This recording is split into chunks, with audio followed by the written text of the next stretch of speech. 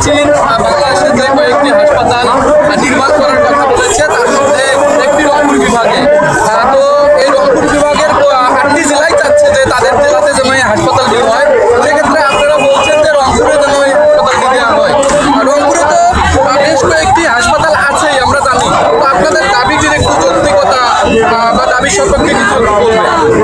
আপনারা জানেন Rangpur health city এখানে 5টা মেডিকেল কলেজ রয়েছে, একটি নার্সিং কলেজ রয়েছে।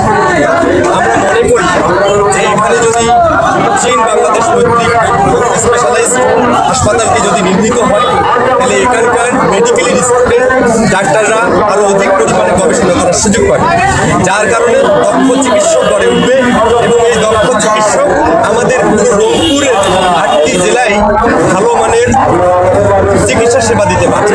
এটা একটি যৌক্তিক কারণ। আপনারা জেনে থাকবেন এই উত্তর অঞ্চল একটি তিস্তা রয়েছে, তিস্তা নদীর অববাহিকায় অবস্থিত।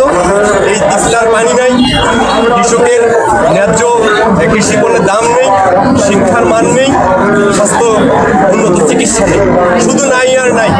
আর এই নাই আর নাই এর উপর ভিত্তি করে আমাদের এই অঞ্চলকে অনেকে দখল করতে চায়, এই অঞ্চলকে মঙ্গলাপীড়িত অঞ্চল হিসাবে আখ্যা দিতে চায়।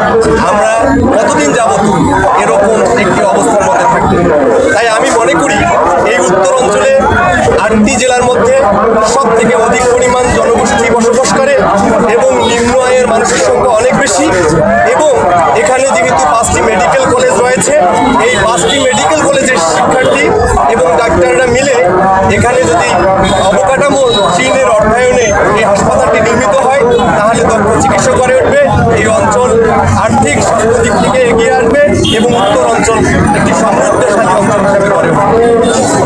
আচ্ছা, পঞ্চগড়ে আমরা দেখতে পাচ্ছি অনেকেই সড়ক পঞ্চগড়ের স্বাস্থ্য ব্যবস্থাটা কিছুটা খারাপ, ওখানে রোগীরা খুবই ভোগান্তির মধ্যে থাকে। এ বিষয়ে আপনি কি বলবেন? আপনি তো একটি রাজনৈতিক সংগঠনের প্রতিনিধিত্ব করেন, তো সে বিষয়ে কি বলবেন?